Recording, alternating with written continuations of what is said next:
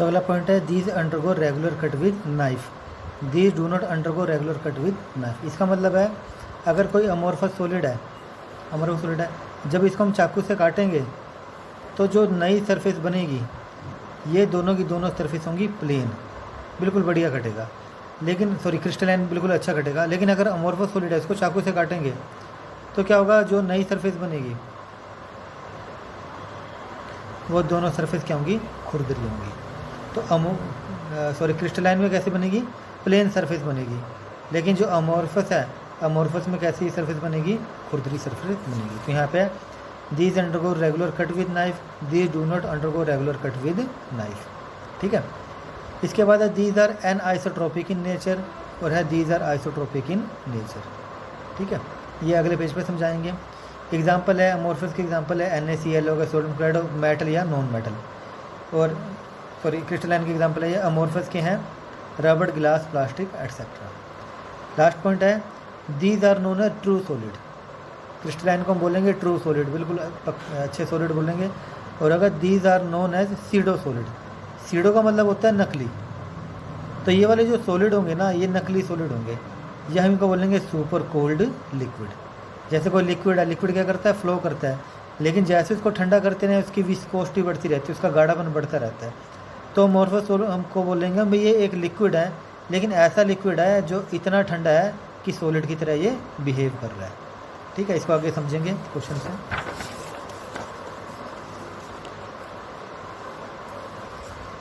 अब यहाँ पर यह है आइसोट्रोपी एंड एनआइसोट्रोपी। पीछे आया था जो अमोर्फस थे वो तो थे आइसोट्रोपी, और जो क्रिस्टलाइन थे वो थे एनआइसोट्रोपी। कहता है if the value of properties like electrical conductivity, thermal expansion are identical in all direction, then properties known as isotropic. ठीक है, समझाते हैं इसको भी।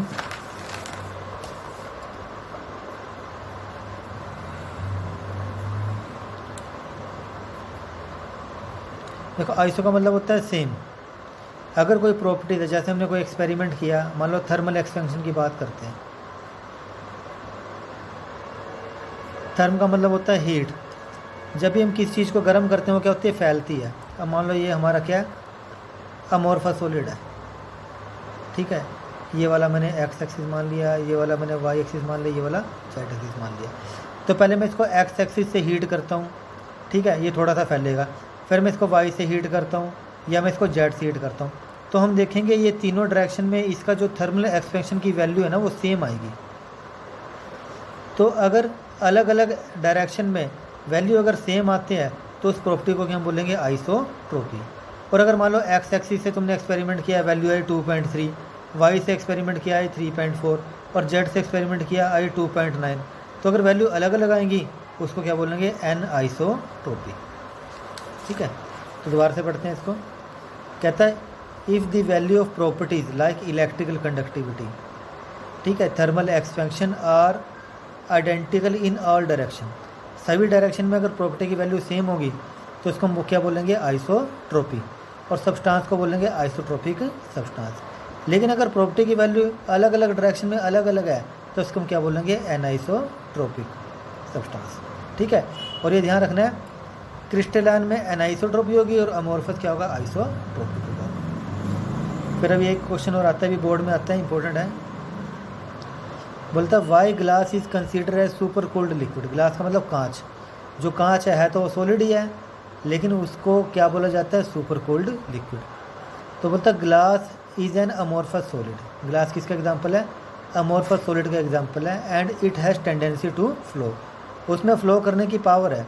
Therefore it is known as super cold liquid. तो ग्लास वो क्या करता है, फ्लो करता है धीरे धीरे धीरे धीरे। लेकिन अब तुम बोलोगे हमें दिखता तो नहीं है, फ्लो करता है लेकिन उसकी जो फ्लो करने की जो स्पीड है बहुत कम है।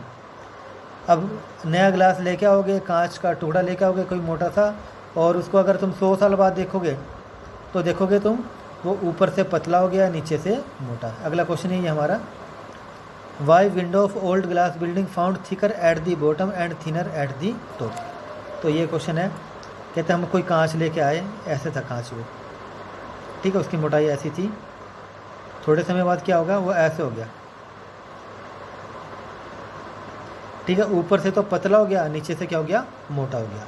क्यों, क्योंकि जो ग्लास है वो कैसा है, अमोर्फस है, और अमोर्फस सॉलिड क्या करते हैं, फ्लो।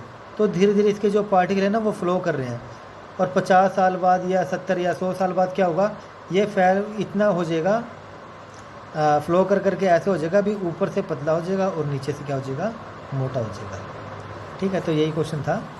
जो पुरानी खिड़कियाँ हैं उसके जो कांच है ऊपर से मोटे होते और नीचे से पतले होते। तो सेम आंसर है, गिलास अमोर्फस सॉलिड है और इसमें क्या बहने की क्षमता है, इसलिए the window of old glass building found thicker at the bottom and thinner at the top. उसके बाद है, हम कोई भी, हमारे पास अगर अमोर्फस सॉलिड है, सॉरी हम कोई भी हमारे पास क्रिस्टलाइन है, उसको अगर हमने अमोर्फस में चेंज करना है तो एक सिंपल सा तरीका है, उसको पिघला दो और उसको एकदम ठंडा कर दो, तो क्रिस्टलाइन सॉलिड किस में चेंज हो जाएगा, अमोर्फस में।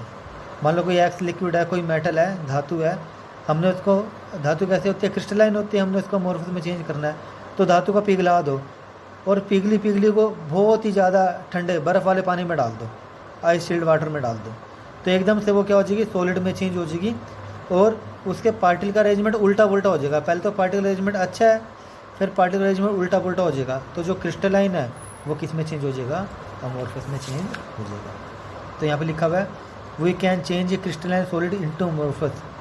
ठीक है, हम किसी क्रिस्टलाइन सॉलिड को अमोर्फस में चेंज कर सकते हैं, कैसे, बाय मेल्टिंग इट, इसे पिघला कर, and then rapid cooling it. Rapid का मतलब जल्दी, और उसे जल्दी कूल करके। एग्जाम्पल दे रखा है, कहता है quartz can be converted into quartz glass. Quartz का फार्मूला होता है SiO4, क्वार्ट्ज ग्लास का फार्मूला भी SiO4 है। तो क्वार्ट्ज और क्वार्ट्ज को क्वार्ट्ज ग्लास में कैसे चेंज कर सकते हैं, मेल्टिंग करो और इसको क्या कर दो, कूल कर दो। ये क्रिस्टलाइन होता है क्वार्ट्ज, और क्वार्ट्ज ग्लास कैसा होता है, अमोर्फस होता है।